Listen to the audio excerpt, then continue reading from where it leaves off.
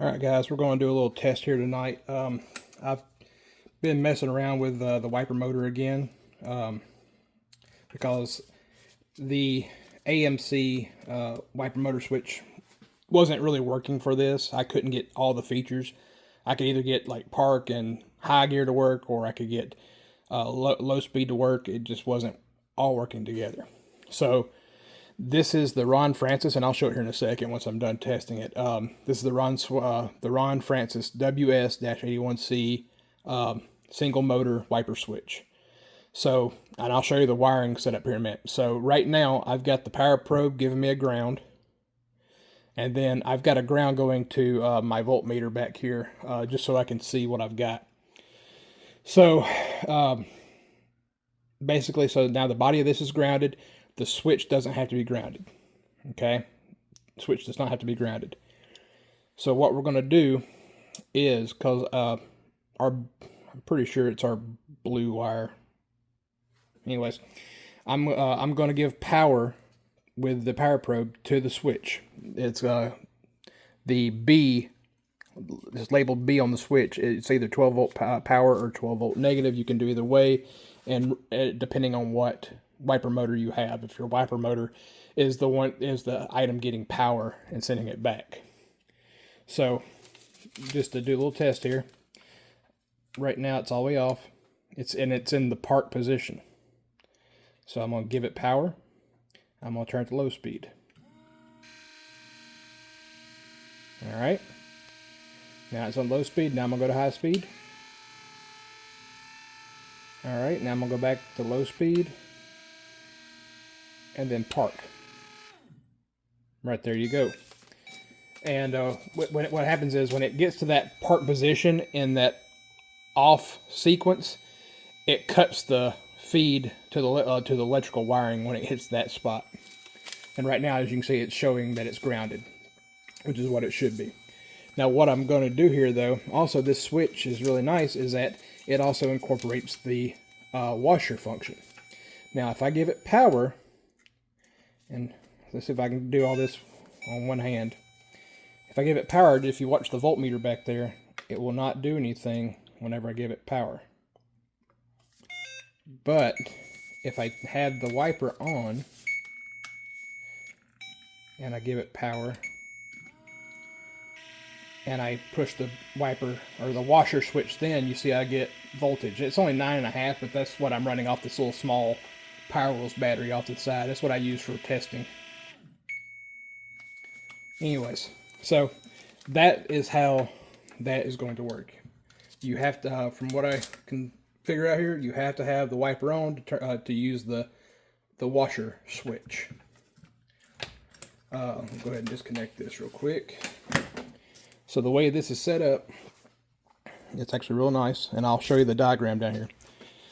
This empty pin right here, which is pin W, is for washer, and it's all labeled right on back. You got a B, a 1, 2, 3, and a W for washer.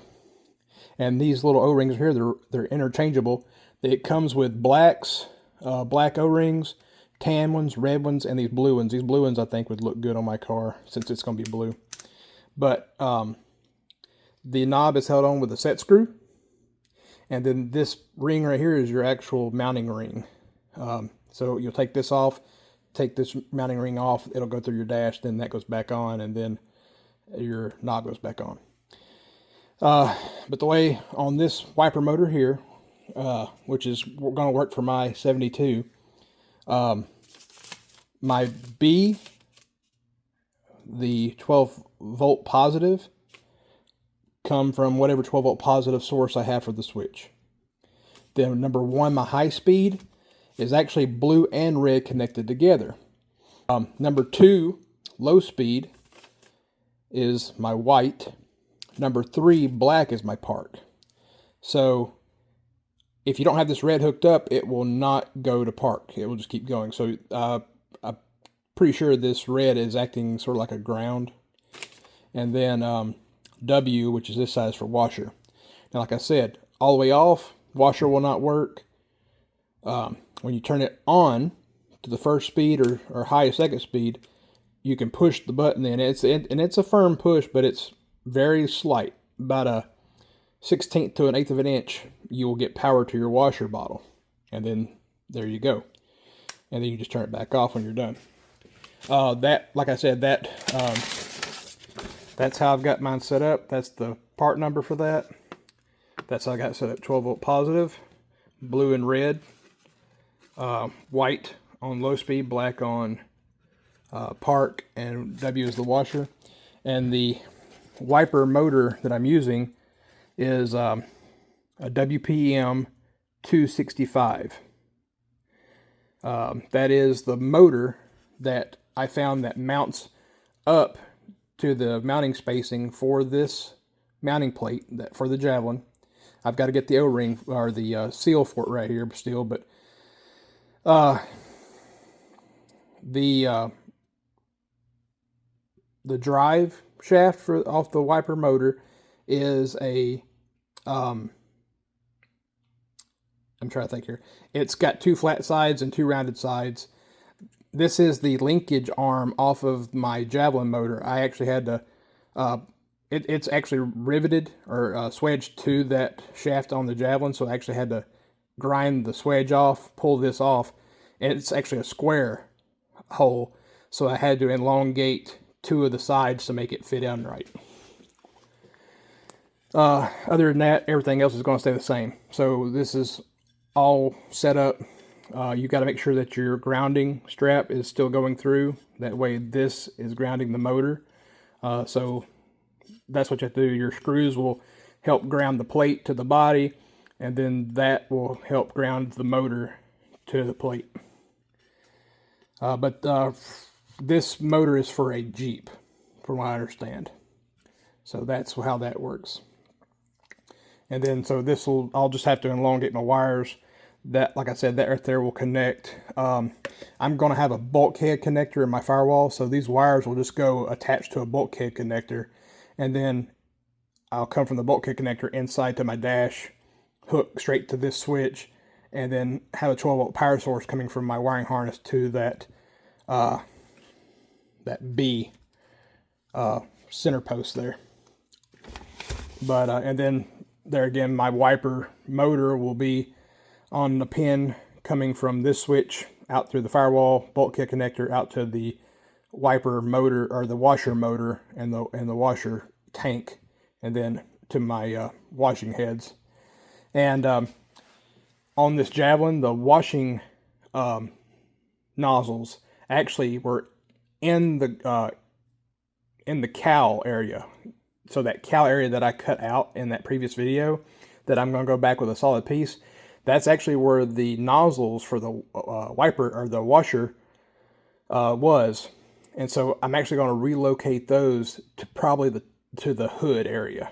So I'll have to have a hose that goes up next to my my hood hinge, and then over I'm going to mount washer nozzles on the hood there, since I'm enclosing pretty much the entire hood. But that's that. Just wanted to give a quick overview of how that system is set up.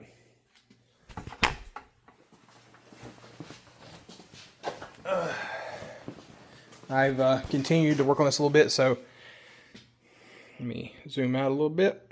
So this is what I've been putting together. I've got it all set up here. This is the backing plate. So this mounts to the steering column. Imagine it flipped up this way.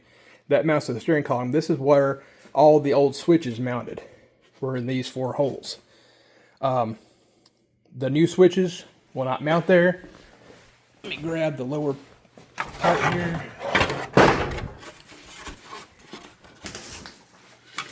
This lower mount mounts right here like that. That's where your steering column comes out. My new switches will be mounted here and here. I'll have the wiper on this side, headlight on that side, and they'll be sort of concealed underneath the dash. So you really won't even see anything up here except for gauges and your AC vents. But that'll all set up, and I was thinking of ideas for inlays on this. I am really thinking I'm going to do black carbon fiber across the top here, black carbon fiber across the top here, and then on this right here, I think I'm going to get a piece of that 25 thousandths brushed aluminum, because that would be real easy to mold to this, to shape it. And what I'll do is I'll rivet it to the face of this in equal spacing right across the top. So that will be riveted, and then I'll have that carbon fiber along the top here. What I'll do is I'll roll that carbon fiber down and then just barely underneath. Same thing here, I'll roll that carbon fiber all the way to where it goes underneath this bottom section. And then the that 25 thou engine turned aluminum can just rivet right to this face plate here and wrap around the outside here like the old one did. But I'm going to black carbon fiber this and the top side here, and I think that will smooth that out. So I'm still going to use a filler. So this is what I was talking about. This is a short strand fiberglass reinforced filler. I'll use that to smooth out all of the imperfections in the fiberglass work. Sand all that down, and then I can do the single layer of carbon fiber, single layer of carbon fiber. All that's really going to do is just give it the aesthetic. It's not. It'll give a little bit of reinforcement, but you've got to lay it in there and be gentle with it so you don't move it in too many angles. But I think that's going to look real nice. And take this part back off real quick. So that comes off like that. And then this piece is on there like that. And that's where the old instrument cluster used to sit. The new instruments, well, like I said, once I get them in, I'll drill the holes right in the center of where these are at. That piece of aluminum I already have attached to this, and I'll drill right through it also. They'll sit in here, and this will be the support for them. Now, this right here is so much stronger now since I did all this fiberglass reinforcement, and I've still got all this cleanup I gotta do. But then I can also order my vents and cut those in and get those looking right. But as you can see, so this upper section has just got the grooves. This here sits on that, sandwiches all together. You've got holes that mount it into the top of the dash pad up there. And they're kind of hidden up in there. Then here's the one of the other AC vents, the one that's at a weird angle. That's where it mounts to. But this right here, last night I took this, and that back section, I started cutting it off. And what I'm going to do is I'm going to go ahead and I'm going to take and sand the back sides here up there, and then I'm going to use some fiberglass from the front side here, one layer on the front of this curve, and probably one layer on the back to just sort of stiffen this back side up, because I need a place to put screws. There's one screw hole here. There's supposed to be one here. There's supposed to be one here, and there's supposed to be one here and here, if I'm not mistaken. And you can see that when I line that up. Right there's mounting holes for all the screws that are supposed to come from this right here. And this is supposed to sit just like that, and you're supposed to be able to screw it to the dash, and that's what actually holds it to this. But I've got to go back. I've got to build up this back ledge here so I can actually screw it to the frame. And what I might, like I said, what I might end up doing instead of using screws, since now this entire thing is covering it, I might just build it up and then rivet it to the back side here, because I can rivet it in multiple spots and make it look right. So just ideas. And then there again, right over here where the radio used to be, I'll probably put a boost and fuel pressure gauge. Those will cut into here. Those will be 2 1/16 inch round gauges. I'll still have my AC vents, like I said. And then on the center console area, this sits right in front of the shifter. You would have your AC controls here. There was a 12-volt power source and ashtray. So what I'm going to do is I'm going to put a 12-volt power source here with USB port and 12-volt power source and all that. This area right here, what I might do is The Holley Terminator X has a little computer. I might mount it here and have it on a little flip up, and then the AC controls will still be here from the new AC system. Other than that, somebody was asking again about the radio. Radio is not going to be on the dash. I've seen some people actually stick it under, so where this mounts at, it would actually be even further under. I'm not sure with me how much leg room there was going to be with that, so I'm still working on that. I might mount it somewhere where they make a unit that the head unit sits somewhere else, and it's got a wire that runs to a faceplate, and that faceplate I can mount it right on top of the dash, on top of the dash pad. I don't know if I want to do that or not. I'm thinking about it, but there again, I don't want it to be a pain. I've got to change out this speaker grill anyway, because of the way this vinyl is, it always warps. So I'm going to put a piece of, I don't know, some type of aluminum, probably that same brushed style aluminum. I'm going to cut out a piece that will actually is wider than that speaker grill, and mount it to that and use that as probably the mounting spot for that radio head unit or something of that nature. Anyways, just thinking about everything. I don't know how weird this camera's going to be. I've been recording and I don't know which way I've been holding it. But that's where we're at. That's where we're going. I'm starting to finalize things. So that was my windshield wiper switch. The headlight switch is ordered. It's the same brand. It's the same setup, except it is for the headlights. And as soon as, and the reason I'm ordering it, I just want to make sure that I have everything I need, especially with the automatic headlight computer that I'm going to put on it and all that. Yeah. I'm just trying to stay busy in my head on what I need to do with it. But anyways, I'm going to go ahead and call it a night here. I'm going to put this stuff away now that I know this will work.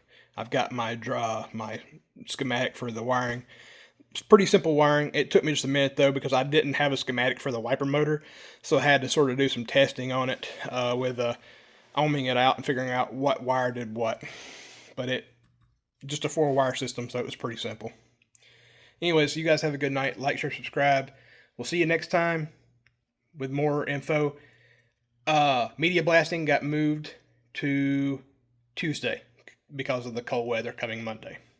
Anyways, we'll see you then. Have a good one. Bye-bye.